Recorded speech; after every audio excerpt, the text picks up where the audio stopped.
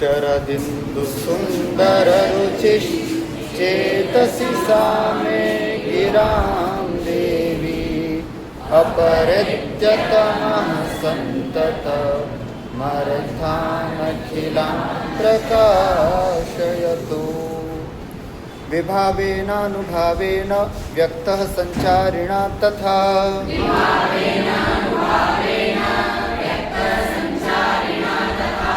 रसतामेतिरत्यादिः स्थायी भावः सचेतसाम्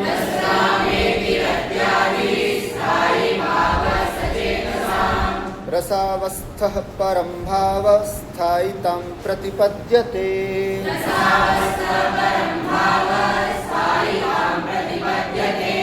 सत्त्वोद्रेकादखण्डस्व प्रकाशानन्दचिन्मयः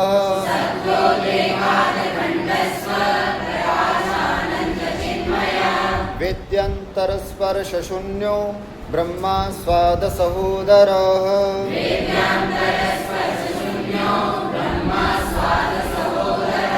लोकोत्तरचमत्कार प्राणः कैश्चित् प्रमातृभिः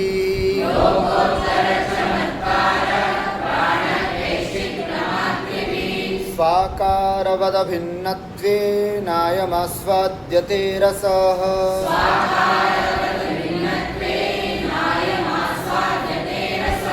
रसे सारश्चमत्कारः सर्वत्राप्यनुभूयते।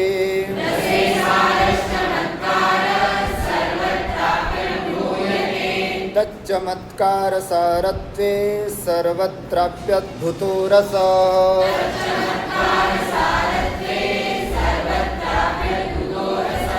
तस्मादद्भुतमेवाह कृतिनारायणो रसम्।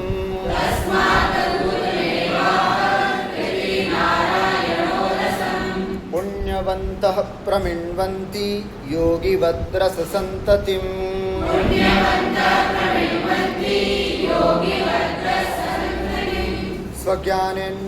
स्वज्ञानेनान्यधीयेतु सिद्धेऽर्थे व्यञ्जको मतः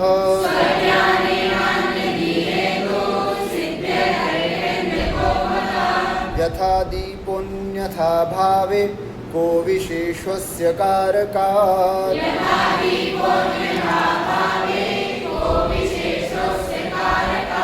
करुणादावपि रसे जायते यत् परं सुखम्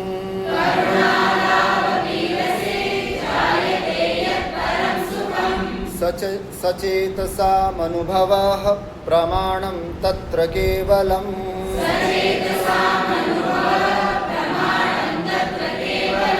किञ्च तेषु यदा दुःखं न कोऽपि स्यात् तदुन्मुखः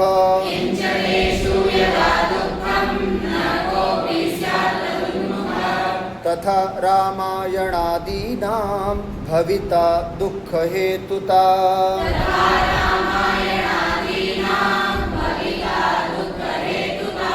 हेतुत्वं शोकहर्षादिर्गतेभ्यो लोकसंश्रयात्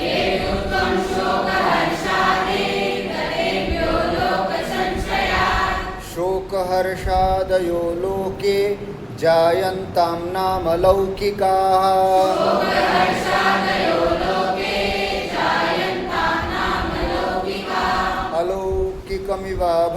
अलौकिकविभावत्वं प्राप्तेभ्यः काव्यसंश्रयात्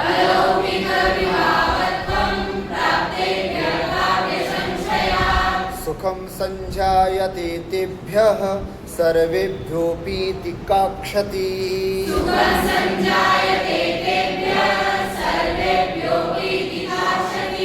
अश्रुपातादयस्तद्वत् द्रुतत्वाच्चेतसो मताः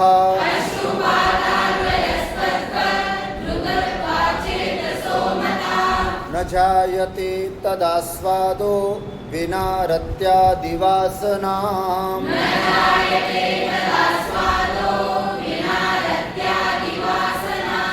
सवासनानां सभ्यानां रसस्यास्वादनं भवेत्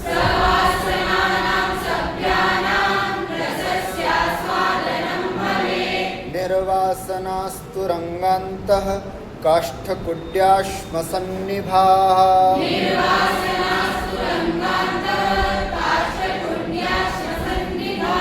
व्यापारोऽस्ति विभावादिर्नाम्ना साधारणीकृतिः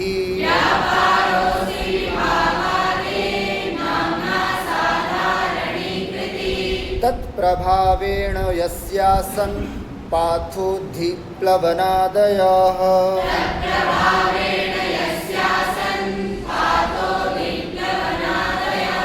प्रमाता तदभेदेन स्वात्मानं प्रतिपद्यते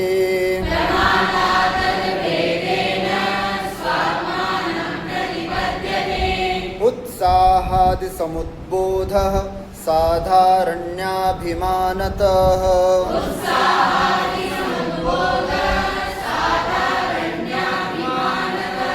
नृणामपि समुद्रादि लङ्घनादौ न दुष्यति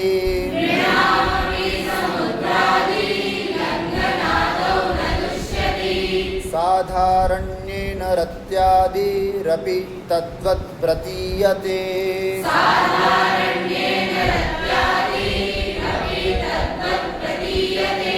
परस्य न परस्येति ममेति न ममेति च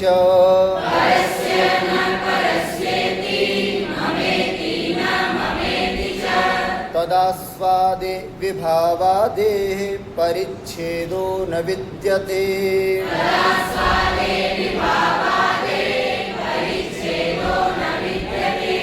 विभावनादिव्यापारमलौकिकमुपेयुषाम्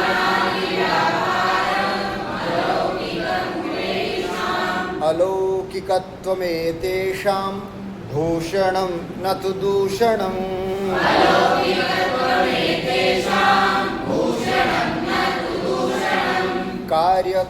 कार्यकारणसञ्चारि रूपा अपि हि लोकतः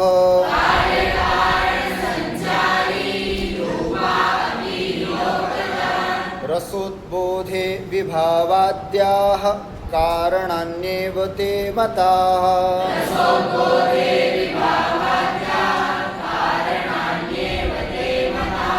प्रतीयमानः प्रथमं प्रत्येकं हेतुरुच्यते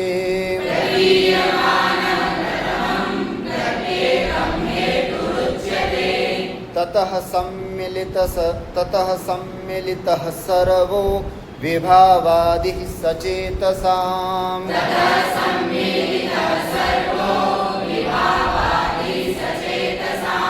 प्रपानकरसन्न्यायात् चर्व्यमाणो रसो भवेत्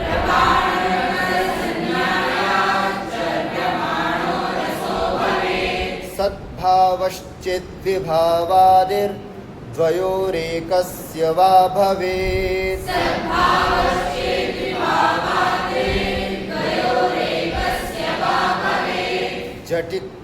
झटित्यन्यसमाक्षेपे तदा दोषो न विद्यते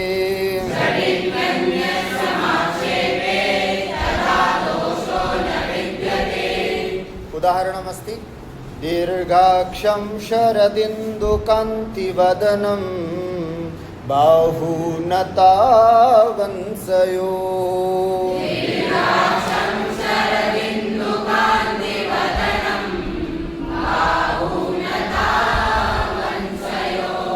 संक्षिप्तं निबिडोन्नतस्तनमुराः पार्श्वे प्रमृष्टे इव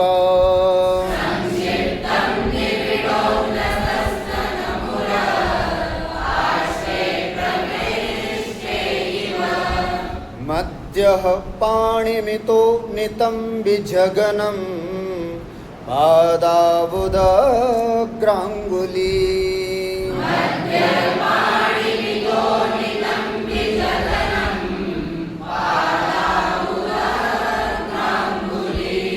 छन्दो नर्तयितुर्यथैव मनसा सृष्टं तथा स्यावपो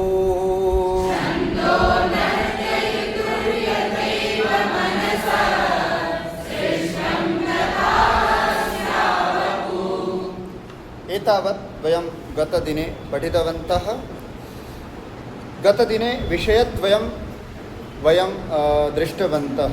किं किम् आसीत्? एकं तु विभावः, अनुभावः, व्यभिचारी भावः। एते पृथक् पृथक् सन्ति, तथापि एतेषाम् एकः प्रतिभासः कथं भवति? विभावः, अनुभावः, व्यभिचारी भावः अथवा संचारी भावः, त्रयः भावाः सन्ति।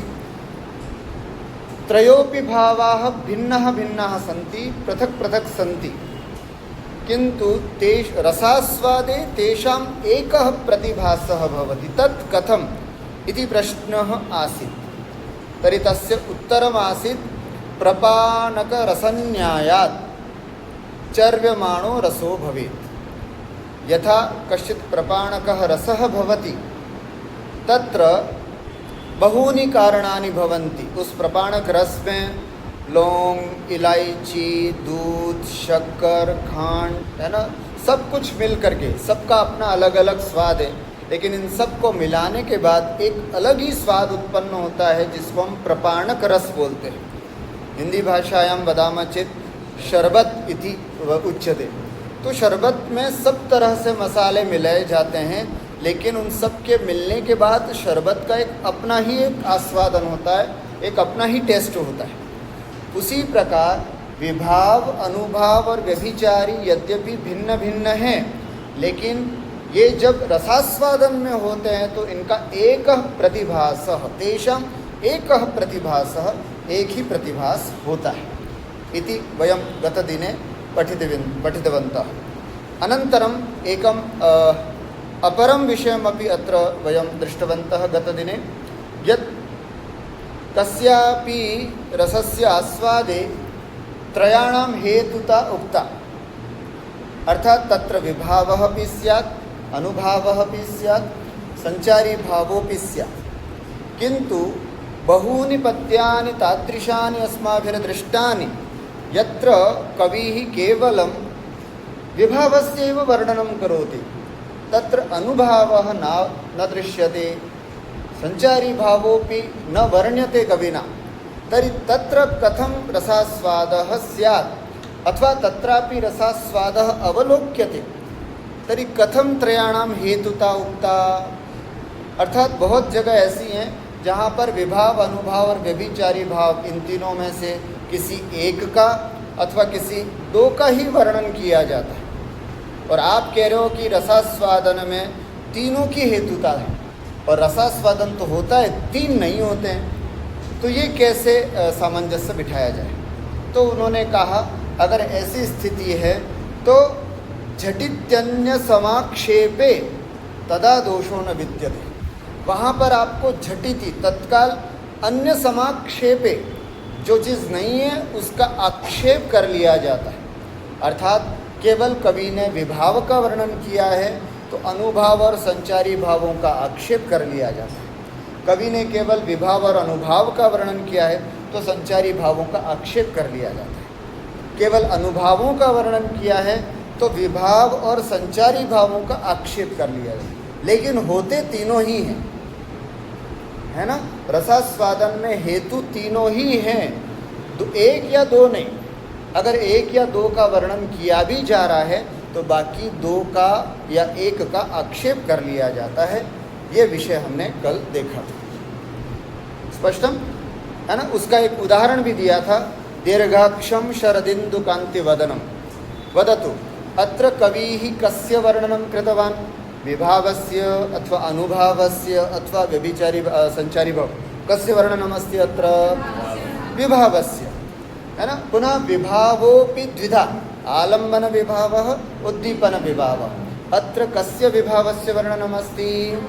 आलम्बन विभावस्य, है ना, आलम्बन विभावस्य। कस्मात् नाटकात् इदं पद्यं गृहीतमस्ति? मालविकाग्निमित्रतः। तत्र अस्मिन् पद्ये कस्याः वर्णनमस्ति? मालविकायाः अस्ति। कः वर्णनं करोति? अग्निमित्र, है ना, तस्य नायकः यः अस्ति सः वर्णनं करोति। अर्थात् कविः अग्निमित्रमुखेन नायिकायाः सौन्दर्यस्य वर्णनं करोति, नाम आलम्बनविभावस्य वर्णनं करोति। तथापि अत्र रसास्वादनमस्ति, अत्र अनुभावः नास्ति, अत्र सञ्चारीभावोऽपि नास्ति, तथापि रसास्वादः अस्ति। कथं तर्हि उच्यते अनुभावस्य सञ्चारीभावस्य अत्र आक्षेपो विधीयते, तेन अत्र दोषः नास्ति। अर्थात ये अगर इन दोनों का वर्णन नहीं है तो हम इसको आक्षेप कर सकते हैं। इसी प्रकार अन्यत्रापि हुय्यन एवं अन्याक्षेपेपि हुय्यम, इस तरह से अन्य आक्षेप भी हमारे द्वारा ढूंढ लेना चाहिए, उसको भी समझ लेना चाहिए। अर्थात कदाचित केवलम अनुभावस्यापि वर्णनं स्यात् तर्हि उभयोः आक्षेपः, कुत्रचित् केवल व्यभिचारी संचारी भावस्य अथवा व्यभिचारी भावस्य एव वर्णनं स्यात् तर्हि अन्ये द्वे आक्षेपणीय है ना। एवं अत्र एतत् अयं विषयः अस्माभिः गतदिने पठितम्। अद्य इतोपि किञ्चित् नूतनं विषयः अस्ति विषयः तु रसस्य एव किञ्चित् नूतनं। वयं रसस्य स्वरूपे सत्वोद्रेकादखण्डस्व प्रकाशानन्दचिन्मय इति कारिकाद्वयं वयं पठितवन्तः। तत्र द्वितीयकारिकायाः अन्तिमपङ्क्तौ लिखितमस्ति स्वाकारवदभिन्नत्वेनायम् आस्वाद्यते रसः। अयं रसः आस्वाद्यते, यह रस आस्वादित किया जाता है। अत्र प्रश्नः अस्ति अयं रसः केन आस्वाद्यते इति प्रश्न।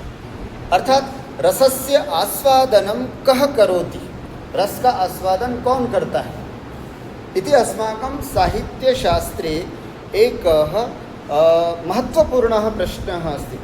रसस्य आस्वादनं कः करोति इति, है न, सरदयः इति अथवा सामाजिकः करोति। किन्तु अस्माकं ये पूर्वाचार्याः सन्ति तेषां किञ्चित् अत्र भिन्नं मतमस्ति। ते किं स्वीकुर्वन्ति, केचित् आचार्याः वदन्ति यत् रसस्य आस्वादनम् अथवा रसः अनुकार्यगतः भवति। केचन वदन्ति रसः अनुकर्तृगतः भवति।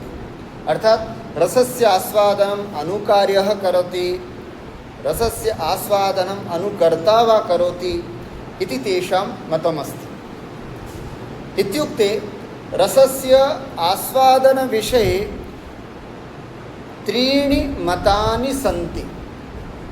प्रथमं मतं रसस्य आस्वादनम् अनुकार्यः करोति, रसस्य आस्वादनम् अनुकर्ता करोति, रसस्य आस्वादनं सरदयः अथवा सामाजिकः करोति इति। तर्हि अत्र आचार्य विश्वनाथः भवतु वा आचार्य मम्मटः भवतु, इमे ये प्रसिद्धाः आचार्याः सन्ति ते तु स्वीकुर्वन्ति रसस्य आस्वादनं कः करोति, सरदयः करोति, सामाजिकः करोति, दर्शकः करोति इति। किन्तु आचार्य भट्टलोल्लटः, आचार्य शङ्कुकादयः ये आचार्याः सन्ति ते किञ्चित् भिन्नं मतम् अत्र स्थापयन्ति। सर्वादौ अनुकार्यं है ना, अनुकार्य क्या होता है पश्यतु। मंचे रामायणस्य अभिनयः भवति तर्हि यः साक्षात् रामः अस्ति सः अस्ति अनुकार्यः। सः का अस्ति अनुकार्य, जो रियल राम है वो है अनुकार्य। कश्चित् अभिनेता रामस्य अभिनयं करोति तर्हि स अभिनेता अस्ति अनुकर्ता। कौन है वो, अनुकर्ता। पुनः वयं आसन्देषु उपविश्य है ना रसास्वादनं कुर्मः अथवा तत्र पश्यामः, नाटकं पश्यामः, तर्हि वयं के सरदयाः, अनुकार्यः, अनुकर्ता, सरदयः अथवा सामाजिकः। अनुकार्यः अनुकार्यः इति पदेन अत्र किं स्वीकर्तव्यं? यः रामः अस्ति सः अनुकार्यः, तस्य अनुकर्तुं योग्यः अनुकार्यः। जिसका अनुकरण करने योग्य हो वो कहलाता है अनुकार्य।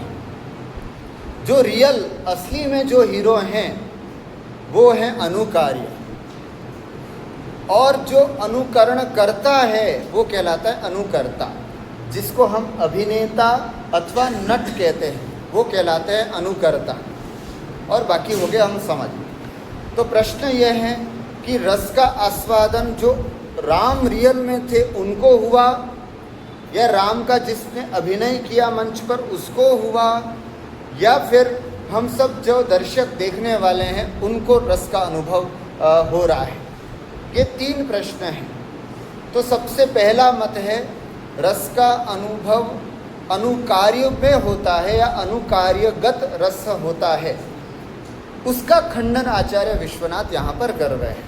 तो आइए देखते हैं। सबसे पहले अत्र पश्यन्तु, पंक्ति ही अस्ति अनुकार्यगतो रसः इति। वदन्तु अनुकार्यगतो रसः इति वदतः प्रति आह।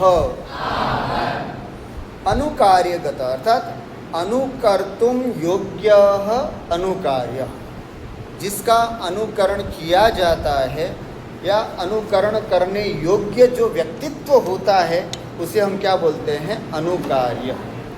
तो अनुकर्तुम योग्यः इति अनुकार्य, व्युत्पत्ति अस्ति अनुकर्तुम योग्यः अनुकार्यः, अथवा अनुकरण क्रियायाः कर्मभूतो रामादिर्नामकः अनुकार्यः। अनुकरण क्रियायाः कर्मभूतः, अनुकरण क्रिया कोई करता है, जैसे अनुकरोति है ना। जैसे मान लीजिए एक अभिनेता है, अभिनेता अनुकरोति, अभिनेता कर्ता हो गया, अनुकरोति क्रिया हो गया। अब किसका अनुकरण कर रहा है? वो हो गया कर्म। अभिनेता, जैसे अभिनेता रामम अनुकरोति, अस्मिन् वाक्ये कर्तृपदं किम? अभिनेता, क्रियापदं किम? अनुकरोति, कर्मभूतः अथवा कर्मपदं किम अस्ति? राम। तो यहाँ पर लिखा है कर्मभूतो रामादि, अर्थात अनुकरण क्रियायाः, अर्थात अनुकरोति जो क्रिया है उसका कर्म अर्थात राम, वो राम यहाँ पर अनुकार्य हुआ। स्पष्ट। अभिज्ञान शाकुंतलम का अगर नाटक देख रहे हैं तो अनुकार्य कौन हुआ? दुष्यंत अथवा शकुंतला, ठीक है। और यदि हम मालविका अग्निमित्र देख रहे हैं तो अग्निमित्र अथवा मालविका, ये क्या हो गए? रियल में जो थे वे सब क्या हो गए? अनुकार्य, है ना। जो वास्तविक पात्र होते हैं उनको हम क्या बोलते हैं? अनुकार्य। अस्तु तर्हि अनुकरण क्रियायाः कर्मभूतो रामादिर्नामकः तद्गतो रसः, अर्थात उनमें रस होता है। रसस्य आस्वादनं ते कुर्वन्ति, है ना। ये अनुकार्याः सन्ति, ते रसस्य आस्वादनं कुर्वन्ति इति वदतः इति प्रतिपादयतः। कौन है इसका प्रतिपादन करने वाले? भट्टलोल्लटादीन, है ना। भट्टलोल्लटादयः सन्ति, है ना। आचार्य भट्टलोल्लट है, तो भट्टलोल्लटादीन प्रति, अर्थात उनका जवाब देते हुए यहाँ पर आचार्य विश्वनाथ वदति, अर्थात उनके मत को दूषित कर रहे हैं, उनको मत में दोष दिखा रहे हैं। स्पष्ट। पश्यतु, अर्थात भट्टलोल्लट ये कहते हैं कि रस का आस्वादन अनुकार्य करता है, अथवा अनुकार्यगतः रसः भवति इति। परीक्षायां कदाचित् प्रश्नः आगच्छेत् अनुकार्यगतः रसः इति के स्वीकुर्वन्ति, के अंगीकुर्वन्ति। इस बात को कौन स्वीकार करते, कौन मानते हैं? के मन्यन्ते। तो आपको क्या लिखना है? भट्टलोल्लटादयः, ऐसे भट्टलोल्लट आदि जो हैं वो इस बात को मानते हैं। अस्तु, अब उसका खंडन करते हुए यहाँ पर एक कारिका दी है, श्लोक दिया है, उसको हम पढ़ते हैं। पारिमित्याल्लौकिकत्वात् सान्तरायतया तथा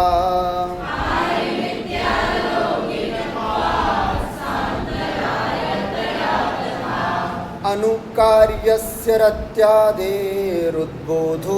न रसो भवेत्।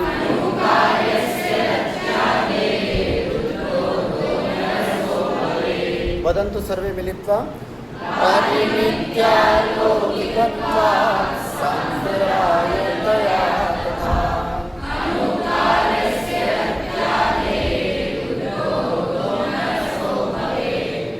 हाँ, अनुकार्यस्य अनुकार्य अर्थात यत्र कुत्रापि अनुकार्य पदमागच्छति रामादेः इति पदम। जो रियल में राम है वो अनुकार्य। अनुकार्यस्य अर्थात रामादिर्नायकस्य रत्यादिरुद्बोधो न रसो भवेत्। अर्थात रामादि नायक के जो रत्यादेः अर्थात सीतादि विषयक जो रत्यादि है उसका उद्बोध अर्थात जो आविर्भाव रूप जो होता है सह न रसः वो रस नहीं है। अनुकार्य के रत्यादि का जो उद्बोध होता है वो रस नहीं कहलाता है। ठीक, ये हो गया विधिवाक्य। अत्र हेतु किम है ना, क्यों ऐसा अनुकार्यगत रत्यादि का उद्बोध रस क्यों नहीं कहलाता है। अत्र हेतुत्रयम् आचार्यः दर्शयति। 3 हेतु बता रहे हैं। कस्मात् अनुकार्यगतः रत्यादिरुद्बोधो रसः न भवति। त्रयः हेतवः सन्ति। प्रथमं पारिमित्यात्, द्वितीयम् अलौकिकत्वात्, तृतीयं सान्तरायतया इति है ना। सान्तराय अर्थात पारिमित्यात् अर्थात परिमितत्वात्, परिमित होने से अर्थात नायक मात्र गतत्वेन केवल नायक में ही उसका अनुभव मतलब उसको बोध होता है। रत्यादि का उद्बोध केवल उसमें नायक को ही होता है। मान लीजिए कि सीता को देख करके आप किस में मान रहे हैं, नायक अनुकार्य में मान रहे हैं रत्यादि का उद्बोध रस। तो अगर हम रस का उद्बोध केवल अनुकार्य में मानेंगे तो परिमित होगा। परिमित का मतलब लिमिटेड हो गया, और लिमिटेड का मतलब सीता को देख करके कौन प्रसन्न होगा। अनुकार्य में देखेंगे तो केवल राम प्रसन्न होंगे, राम को ही एक आनंद की अनुभूति होगी। दूसरा दुष्यंत को देख करके शकुंतला को, या शकुंतला को देख करके दुष्यंत को ही प्रसन्नता या आनंद की अनुभूति होगी। तो एक लिमिटेड हो गया। सबसे पहला हेतु है यहाँ पर परिमितत्वात्, इसलिए ये नहीं होगा। दूसरा लौकिकत्वात्, और ये तो लौकिक है। हमने पहले भी कहा था कि लोक में होने वाले भाव को लौकिक कहते हैं। अर्थात ये जितने भी लोक में शोक हर्षादि होते हैं, शोक हर्षादि के कारणों से जो शोक हर्षादि होते हैं वे लौकिक होते हैं। लेकिन काव्य जगत में शोक हर्षादि के कारण से जो होता है वो रसानुभूति होती है। तो यहाँ पर राम सीता को देख करके राम के मन में रत्यादि उद्बुद्ध हो रहे हैं, वो लौकिक भाव है, अलौकिक चमत्कार नहीं है ना। अर्थात सीता दुखी होगी तो राम दुखी होंगे, आनंद नहीं आएगा। सीता सुखी होगी तो राम सुखी होंगे, वो चमत्कार या वो आनंद की अनुभूति नहीं होगी जो सरदेव को होती। क्यों? क्योंकि वो लौकिक है। तो दूसरा हेतु दिया लौकिकत्वात्, और तीसरा हेतु दिया है सान्तरायतया। हेतु के अर्थ में पंचमी विभक्ति भी लगती है और तृतीया विभक्ति भी लगती है। 2 में पंचमी विभक्ति लगाई और तीसरे में तया तृतीया विभक्ति लगाई है ना। सान्तरायता तृतीया, सान्तरायतया अर्थात अंतराय सहित। अंतराय का मतलब क्या होता है? विघ्न है ना, विघ्न बाधाओं से सहित। काव्य को पढ़ने में, नाटक को दिखने में, देखने में कई प्रकार की बाधाएं होती हैं, कई प्रकार की समस्याएं होती हैं। इन तीनों कारणों से है ना, तीनों कारणों से अनुकार्यस्य रत्यादेर उद्बोधो, अनुकार्य के जो रत्यादि का उद्बोध है, न रसो भवेत्, वो रस नहीं कहलाता है। पश्यतु तत्र वृत्तौ किं लिखितम् अस्ति तदपि अत्र वयं पश्यामः। सीतादि दर्शनादि जो रामादि रत्याद्युद्बोधो ही परिमितो, अर्थात सीतादि दर्शनादिज, सीतादि के दर्शन से उत्पन्न, ज शब्द लगा है ना, इसलिए उससे उत्पन्न, रामादि रत्याद्युद्बोधो, रामादि के जो रत्यादि का उद्बोध है वह परिमितः, बहुत परिमित होता है, बहुत लिमिटेड होता है।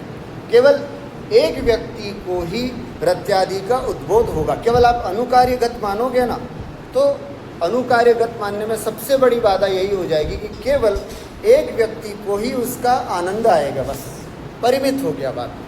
और रस का आस्वादन तो मान लीजिए कोई एक नाटक देख रहे उत्तर रामचरितम और 1,00,000 पब्लिक देख रहे, तो 1,00,000 पब्लिक को रसास्वादन होता है ना, लाखों लोगों को एक साथ रसास्वादन हो सकता है। रस का आस्वादन तो इस तरह की चीज़ है।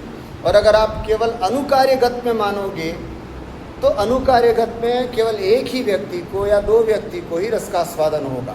तो सबसे पहला दोष परिमित, पारिमित्यात् इति। अस्तु, दूसरा दोष देख रहे हैं यहाँ पर लौकिक और लौकिक, है ना, लौकिक है एक दूसरे के प्रति। यदि कोई, मैंने कहा था ना कि लोक में होने वाले जो भाव हैं वो लौकिक कहलाते हैं, है ना। आज हमारे परिवार में कुछ भी अगर ऊंच नीच होती है तो हमें दुख का अनुभव होता है, लेकिन मेरी इस घटना को पर्दे पर दिखाया जाए तो लोग उसका आनंद लेकर के उसका रसास्वादन करते हैं, लेकिन मेरे लिए तो वो लौकिक है ना। उसी प्रकार जैसे सीता का विरह हो जाना, सीता का हरण हो जाना राम के लिए तो दुख का कारण था, लेकिन आज हम रामलीला में सीता हरण देखते हैं तो उसका रसास्वादन करते हैं। तो राम के लिए, अनुकार्य के लिए तो वो लौकिक है, तो ये लौकिक भी दूसरा कारण है, इसलिए अनुकार्य में रसानुभूति नहीं होती है। पुनः नाट्य काव्य दर्शनादेह सांतरायश्च, और कहते हैं कि नाट्य काव्य दर्शनादेह, अर्थात नाट्य कर्मणि, नाट्य कर्म में, काव्य श्रव्य काव्य दर्शनादेह, अर्थात श्रव्य काव्य को देखने से, सांतरायः अर्थात अंतराय होता है, इसलिए, है ना। अंतराय का मतलब विघ्न, बाधाएं हो सकती हैं। कई बार हम नाटक देख रहे हैं, तूफान आ गया, आंधी आ गई, है ना, तो या फिर मान लीजिए कि काव्य पढ़ रहे हैं, अचानक पुस्तक किसी ने हमारी चुरा ली, तो आज आधा पढ़ा और कल पढ़ ही नहीं पाए। पहले के समय में बहुत आराम से बैठ करके बाहर पलंग पे बैठ करके काव्य पढ़ा करते थे, पुस्तक बाहर रख करके, और अचानक अंदर पानी पीने गया और बाहर गाय आई और पूरा रघुवंश खा गई, है ना, पूरा विज्ञान शकुंतलम खा गई। तो सांतराय, ये नाना और काव्य का पढ़ना। आप नाटक देख रहे हैं रात को आराम से और गांव में लाइट ही चली गई, तो अंतराय, ये सब अंतराय होते हैं। तो अनुकार्यगत रसोद्बोध वहाँ पर नहीं हो पाता। इस तरह से 3 कारण यहाँ पर दिए हैं, अनुकार्यगत रस की उत्पत्ति नहीं हो सकती। देखो, इसलिए कथम रस रूपताम, कैसे रस रूपता को याद माने प्राप्नुयात, प्राप्त होगा। तस्य एतद् धर्म त्रितय विलक्षण धर्मकत्वात्, रस जो है वो इन तीनों धर्म, है ना, रसित्यम, लौकिकत्वम, सांतरायत्वम च, इन तीनों से विलक्षणत्वात्, विलक्षण होने से रस अपरिमित है, अलौकिक है और निरंतराय है, इसलिए न अनुकार्यगतः, अनुकार्यगत रस नहीं हो सकता। ये बात यहाँ पर सिद्ध होती। अब अनुकर्तागत भी नहीं हो सकता है रस, इस बात को और यहाँ पर आज हम समझ लेते हैं। अनुकर्तुगतत्वञ्च अस्य निरस्यति,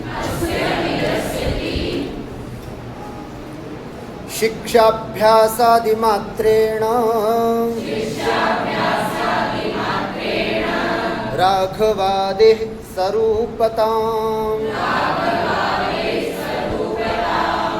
दर्शयन् नर्तको नैव रसस्यास्वादको भवेत्। वदन्तु सर्वे।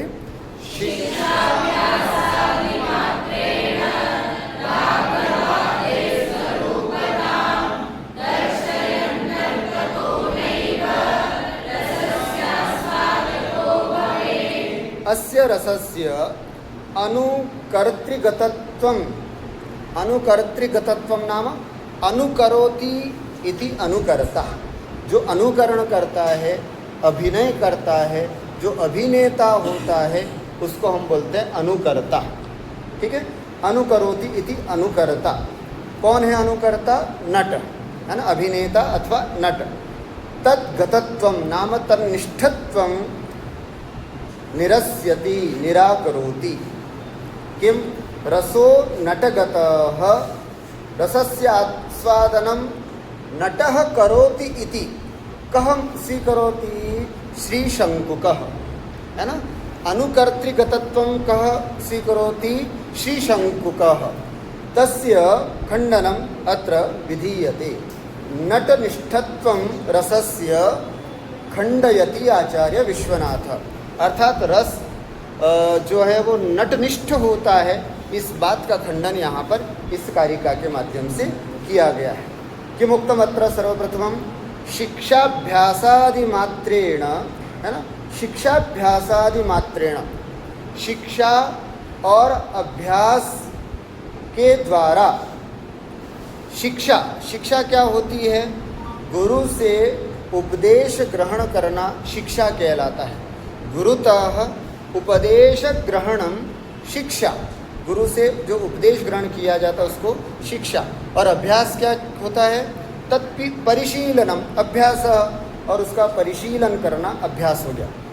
तदादि मात्रेण, अर्थात शिक्षा और अभ्यास मात्र से राघवादेः स्वरूपतां दर्शयन्, राघवादेः अर्थात जो मूल अनुकार्य हैं राम आदि, श्री रामादेः स्वरूपताम अनुकरणेन समान रूपताम, अनुकरण करके उनकी समान रूपता को दर्शयन प्रदर्शयन नर्तकः, जो नट होता है, अनुकर्ता इति भावः, रसस्य आस्वादकः नैव भवेत्। वो रस का आस्वादकः अनुभाविता नैव, नहीं हो सकता। क्यों नहीं हो सकता? दो रीज़न बताए हैं, है ना। अनुकर्ता रस का आस्वादक क्यों नहीं हो सकता? इसमें दो हेतु बताए हैं। क्या हेतु? एक तो है शिक्षा और दूसरा है अभ्यास। जो अनुकर्ता होता है वो बेचारा कहाँ रस का आस्वाद कर सकता है? उसको तो सीखने में ही टाइम लग जाता है। सीखने में टाइम लग जाता है मतलब वो डायलॉग याद करते करते वो परेशान हो जाता है। अर्थात मान लीजिए कोई राम का रोल कर रहा है तो उसको राम के पूरे डायलॉग याद करने हैं। अब बताओ कहाँ राम की अनुभूति कर पाएगा? वो देख रहा है नायिका को लेकिन मन में चल रहे डायलॉग्स, तो कहाँ रस का आस्वादन कर सकता है ना? कहाँ आनंद की अनुभूति ले सकता है? दर्शक देख करके आनंद ले सकता है, वाह नायक नायिका किस तरह से एक दूसरे को देख करके प्रेम कर रहे हैं, लेकिन उस नायक के बेचारे के डायलॉग्स चल रहे हैं, इसके बाद कौन सा बोलना है, इसके बाद कौन सा बोलना है, किसका। शिक्षा अर्थात मुझे यहाँ पर इसके बाद ये स्टेप करना है, इसके बाद ये स्टेप करना है, फिर यहाँ भागना है, फिर यहाँ भागना। ओहो, बेचारे हमारे विद्यार्थी करते हैं नाटक, इसलिए उनको देख करके पता है वो 1 घंटा उनका कैसा कश्म चलता है। इतनी बातें ध्यान में रखनी पड़ती है, इस विंग से निकलना है, ये लेकर के वापस आना है, ये सब बातें उनको ध्यान में रखनी पड़ती है।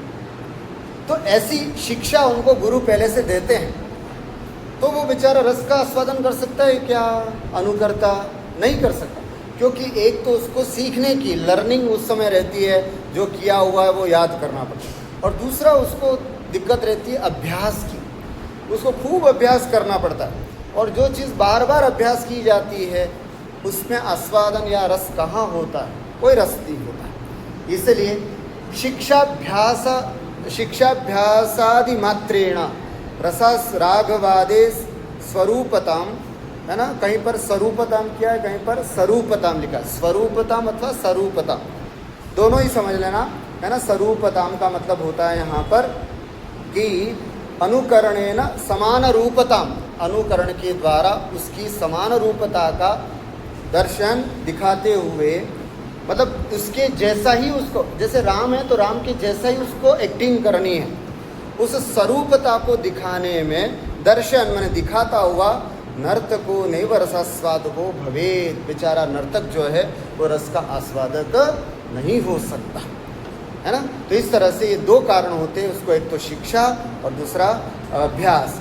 इसके कारण बिल्कुल राघवादे है स्वरूपताम, उसको बिल्कुल राघव की तरह हो, उसको बिल्कुल रावण की तरह, उसको बिल्कुल सीता की तरह उसको रोल करना है। तो उस रोल में रहते रहते वो उसका रस का आस्वादन नहीं कर पाता है, इसलिए वो भी अर्थात अनुकर्तागत भी रस का आस्वादन नहीं होता है, ये यहाँ पर सूचित किया है। लेकिन यहाँ पर आगे और बता रहे हैं, कुत्रचित अनुकर्तु अपि रसास्वादकत्वं प्रतिपादयति, पर कहीं कहीं पर अनुकर्तु माने अनुकर्ता के भी रसास्वादन होता है, ऐसा कहीं कहीं पर प्रतिपादित किया है। तो वो कैसे गुरुजी? तो उसका उत्तर देते हुए कहते हैं, काव्यार्थ भावनेनायमपि सभ्यपदास्पदम्,